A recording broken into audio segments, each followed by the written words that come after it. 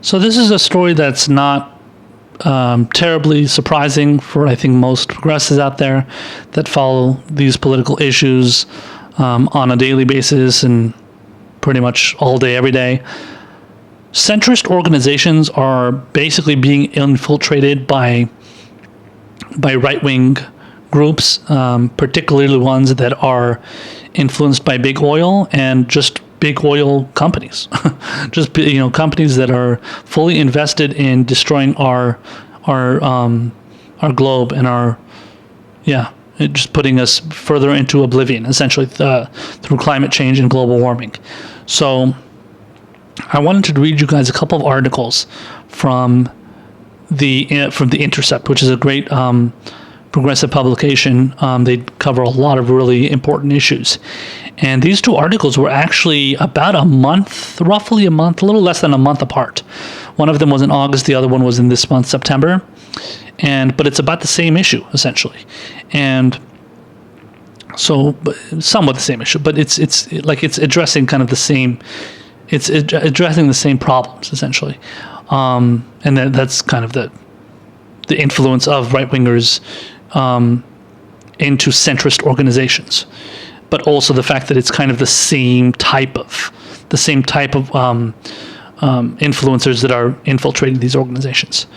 So the first one here is an article from Ryan Grimm and Andrew Perez. Andrew Perez, he writes for the website Maplight, which covers like political corruption through money in politics and everything. So they kind of they get into those kind of stuff, those kind of details a lot. They write articles regarding those kind of issues and stuff. So, but I wanted to write this. I wanted to get into this article here, which is from the Intercept. Ryan Grimm, by the way, writes for the Intercept. Andrew Perez just kind of teams up with the Intercept sometimes to write articles that are in partnership with Maplight. So the title of this article is "The Koch-funded Third Way," which is a centrist organization, to push free trade to Democrats. New book says.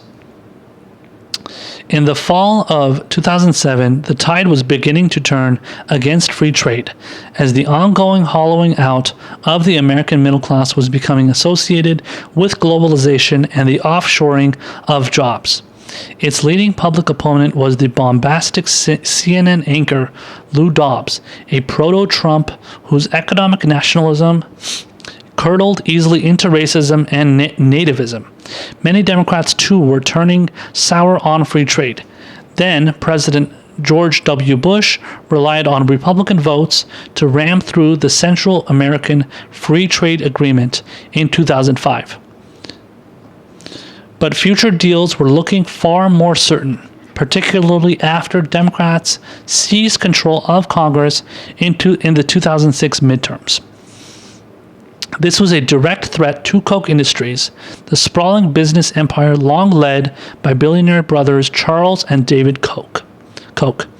The fossil fuel giant's business has long been based on importing oil from Canadian tar sands, which it refines as its massive Pine Bend plant in Minnesota.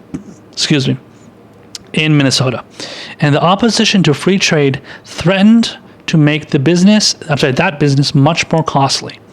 The Kochs desperately needed help with Democrats, so they turned to a reliable partner, Third Way. According to the new book Kochland, written by investigative reporter Christopher Leonard, Koch Industries secretly financed a report by Third Way, a corporate-funded think tank with ties to the centrist wing of the Democratic Party. The report, titled, quote, "Why Lou Dobbs is Winning," and published in November 2007, was written to promote the free trade agenda to liberals. The white paper explained it would be the first salvo in a year-long effort to reshape the messaging around trade policy, warning that a new and powerful populist strain has emerged on both the left and the right of American politics that threatens to turn the nation fearful and inward. Honestly, I never knew Lou Dobbs had that much influence. I mean, if I remember correctly, Lou Dobbs was much more of a liberal, not a progressive, obviously, but he was much more of a kind of a lefty back in those days when he was on CNN. Okay, let's continue on here. It says, while Third Way's report did not note any funding from Koch Industries or any related companies or organizations, it did offer thanks to Rob Hall, then a lobbyist for Koch Industries' Invista division, for his support in helping us conceive of and design Third Way's trade project. Adding credence to Leonard's claim that the Kochs were behind the effort. Hall was previously a Koch executive. The report also added, quote, the authors offer their sincerest thanks to Third Way's Board of Trustees for their continuing intellectual support of Third Way and in particular for providing several of the key initial insights on which this paper is built. Third Way's Board of Trustees is a who's who of Wall Street and corporate elites. It may seem odd to see the Koch brothers, who operate today as partisan Republicans, aligning with business-friendly Democrats, but the strategy dates back further. After publication, Nicholas Gass, a Koch spokesperson, noted that David Koch has stepped away from advocacy and that the Koch strategy is less partisan in its focus than previously. I believe David Koch was the one that recently passed away. I believe he died. I'm not sure which Koch. It may have been Charles Koch. I don't know.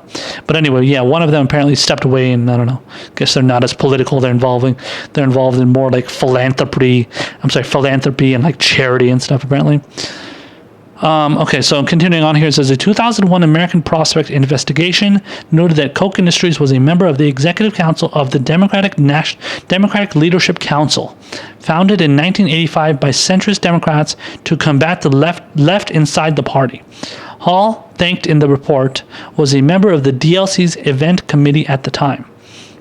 Apparently, the DLC, the Democratic Leadership Council, was an organization that was started by, I think, Bill Clinton and some of his people. So they had a big role in making the Democratic Leadership Council, come to fruition and really become a big part of the Democratic Party too, and kind of its centrist ideology and kind of its centrist way of how it led, went into that third way, as they now call it.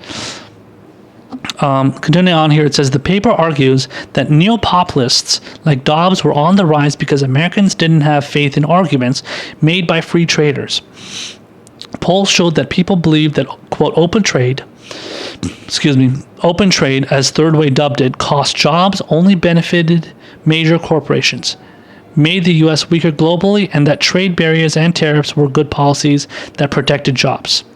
The argument on behalf of free trade, the report said, hadn't taken into account the struggles of the middle class. Our policies in favor of free trade do nothing to restore middle class confidence in the future, the report noted correctly. Middle class economic anxiety is widespread and legitimate, and fairly or not, much of the blame for this anxiety is landing squarely on trade. So yeah, I mean, they were right in that regard. It says, because it says our policies in favor of free trade do nothing to restore middle class confidence in the future. I mean, they were right, but I don't know. I guess they figured, well, whatever, we'll push for free trade anyway because it's going to help our profit motives. So to them, it was all about just helping whatever profit they have to make for their, for the big CEOs of these, corporations that support free trade. The third way was, so this part is really, really interesting and notable, considering where we are today.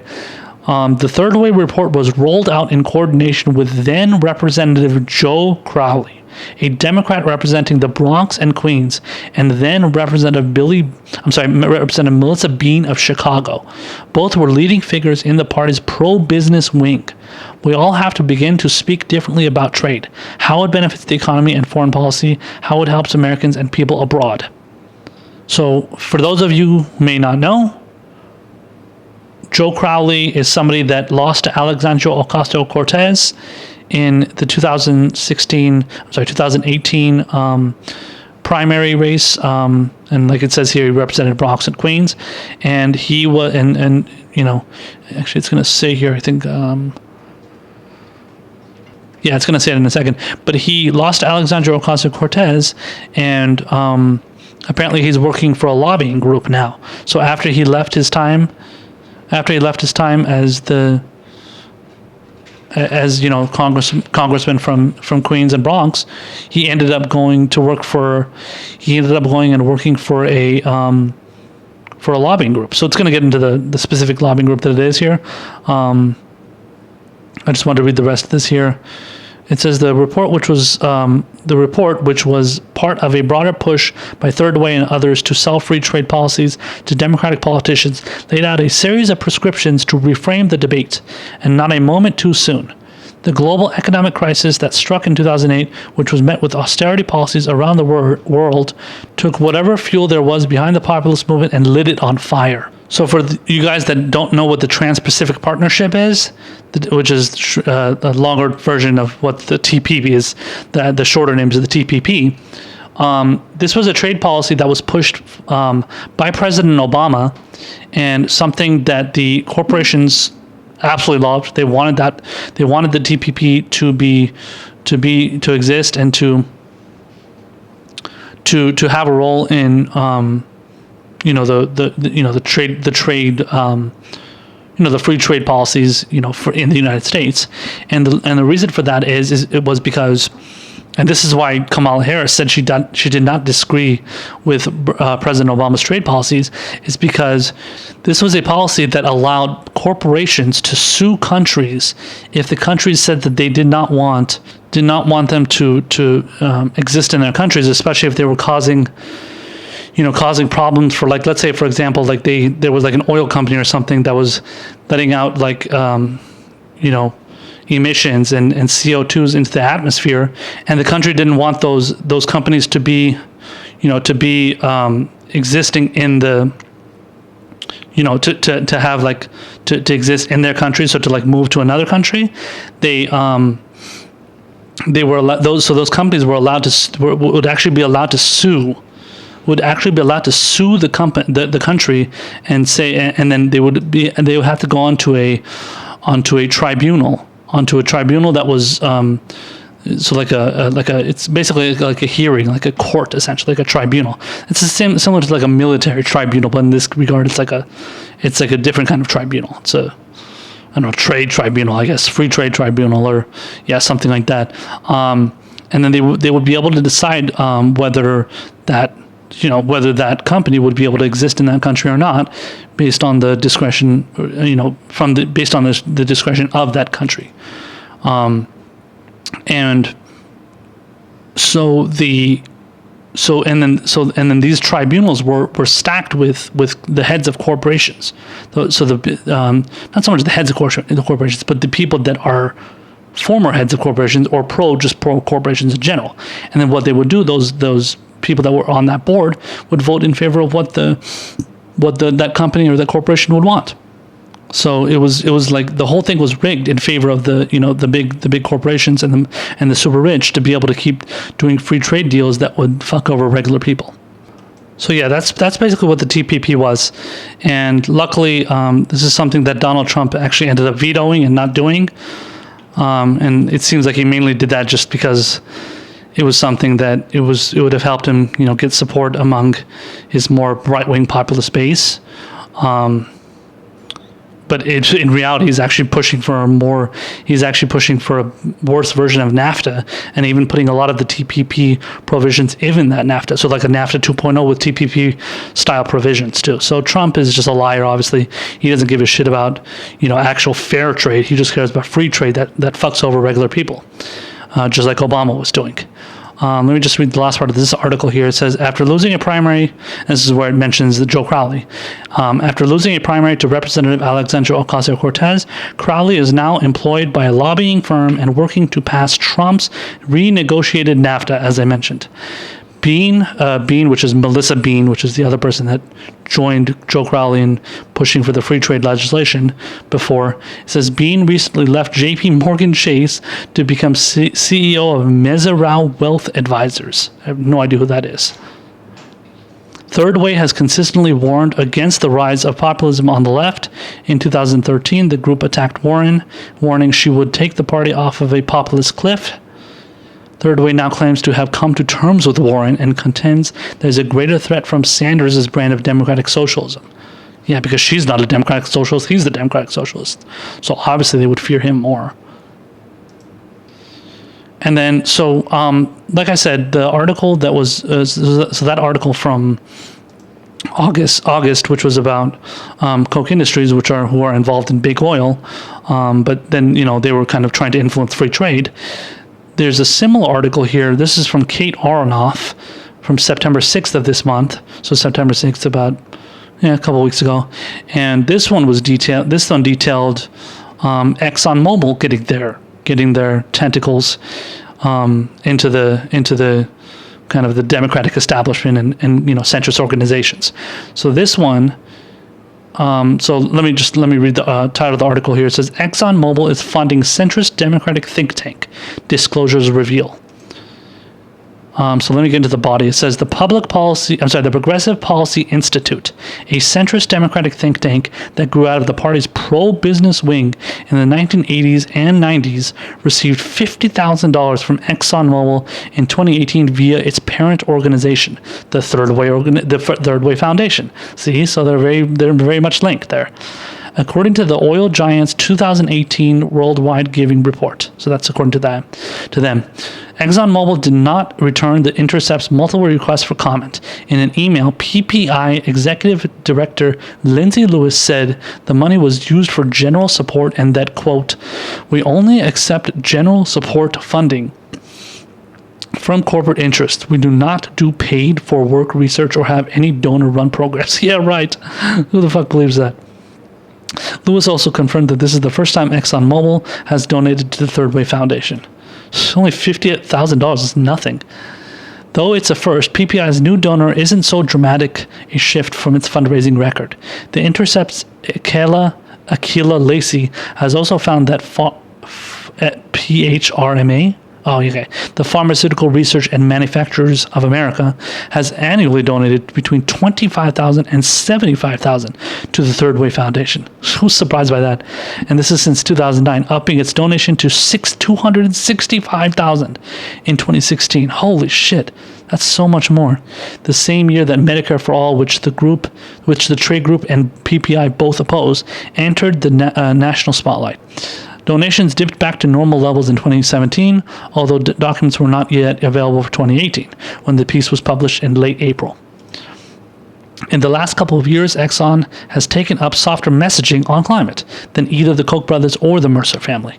With business all over the world, Exxon, like every other multinational oil company, is well accustomed to operating in environments where denying the reality of the climate energy outright is politically unthinkable. As climate concerns spike around the U.S., the company is still plenty opposed to environmental regulations and the lawsuits being lobbed its way from climate-vulnerable communities and attorneys generals, who are each calling into question Exxon's role in fueling both the climate crisis and misinformation campaigns about it.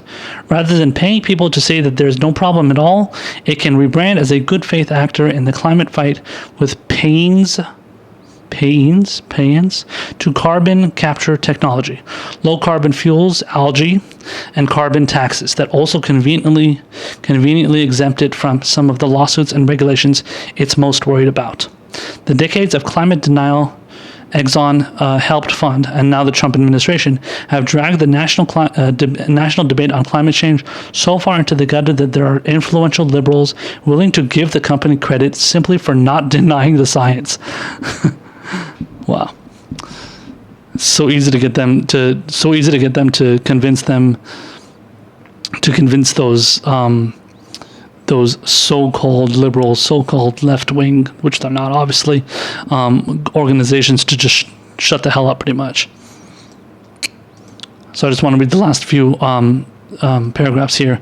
It says, this all dovetails well with a centrist approach to climate politics that's long sought common ground with industry and harbors both temperamental and ideological opposition to big confrontational proposals like the Green New Deal. The upshot is that they've started to sound a lot alike.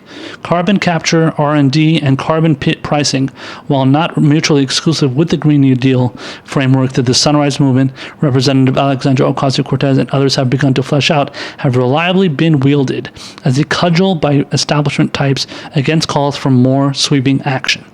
Kurt Davies, founder and director of the Climate Investigation Center, noted that the report indicates the money PPI received was through a corporate grant rather than through the Exxon Mobil Foundation. Quoting him, "We have never sussed how these two black boxes of money are managed or doled out." So if you grab the Exxon Mobil Foundation's 990s, there are sometimes different descriptions or breakdowns of the funding. But this grant won't be there, he wrote in an email. There is no need for public accounting of such grants, no obligation, but they have seemed compelled to disclose them through the years. So if you guys want to look through more of this article from Kate Arnoff, it's a very good article. It gets into a lot more detail of the corruption that's involved here with these centrist organizations. But man, it's amazing what Third Way is doing. Third Way is one of those organizations that you really need to watch out for. They are so fucking money hungry, greedy, corrupt. Jesus Christ. I mean, the influence that they have on the Democratic Party is just monumental. They have so much. They have so much of their like I said before, tentacles inside of the Democratic Party. They dictate so much of what they put out in their press releases and what policies they push for and what policies they're against. You know, such as Medicare for All, for example, which is obviously a big one they hate. And they just, man, they're shameless. They don't give a shit. They just go out there and they just do whatever the hell their corporate bosses tell them. Their corporate overlords and their fucking donors out there. The Third Way has been, I think it was not recently so much, but you know, a few months ago, they were going super hard after Bernie Sanders. This was like before the debates. They were smearing Bernie Sanders like crazy and pretending like, oh, he's such a radical and he's so this, he's so that. And then now like Bernie is gaining tons of steam and they're probably like shaking in their boots right now, as much as they already were back then too. So these centrist organizations are cancer. They're truly a virus, a cancer. They're just like flesh-eating bacteria, man. They're eating away at the Democratic Party more and more and making them even more beholden than they already are to corporate interests. And like I said, like I was reading from the other article, the fact that, you know, the fact that they had so much influence just even back in 2007 when George Bush was still president and trying to make the Democrats even more centrist and more business friendly. I mean, it's just, that is not something that that is just not something that's easy to comprehend. It's amazing that that kind of stuff is actually allowed. You know, that kind of stuff is actually allowed in the Democratic Party is just incredible, and we can't let it happen anymore. And that's why Bernie Sanders is somebody that will, you know, take a fucking axe, a machete to these assholes and make sure that their influence is no longer going to be allowed in the Democratic Party, let alone any other candidates that are able to get in, you know, to be obviously elected to lower houses, whether it's Congress, Senate, whatever, let alone the people that he has in his administration and everything too. So Bernie Sanders is going to make sure these people are not going to get anywhere with any of this kind of bullshit that they try and pull, you know, because he's not in the pocket of these big corporations. Those organizations are in the pocket of big corporations, but that doesn't mean the president of, you know, the president, let alone the person that represents that party and, you know, is, you know, and that party is aligned with that organization. That doesn't mean that president has to do anything, you know. So Bernie Sanders is not somebody that's going to put up with this. Progressives like myself, other activists out there, whether we're on social media or on the ground or somewhere or doing podcasts, we're not going to settle for this shit. We're not going to allow this shit to continue anymore. It is completely unforgivable and it's not necessary. It's not something we need in the Democratic Party. We need to have literal progressive activist groups and organizations taking part in these kind of these kind of issues and in these kind of situations where we're lobbying for actual progressive policy, actual things that people support, populist policies, you know, things that people want. People don't want these fucking assholes in these, you know, these corporate, you know, sellouts, you know, having a role in the party, because they're only making things worse. And political novices might not be realizing that, but you and me who follow politics really closely, we definitely notice this shit. We know what's going on, so we're not stupid. I know I'm definitely keeping up with this kind of stuff, and I'm not somebody that's going to take kindly to just laying down and letting these fucking people infect our system any more than they already have. So if they want to bring it, they can bring it, but we're gonna take them on, and we're gonna make sure to walk them over to that guillotine and make sure they're gonna be off with their heads, metaphorically speaking, not literally. But we're gonna make sure we're gonna cut the head off of those big corporations that are not only the big corporations that are influencing the groups, but the groups that are corrupted by those people, by those big corporations, and that continue to be the standard bearer for neoliberalism and centrism and corruption.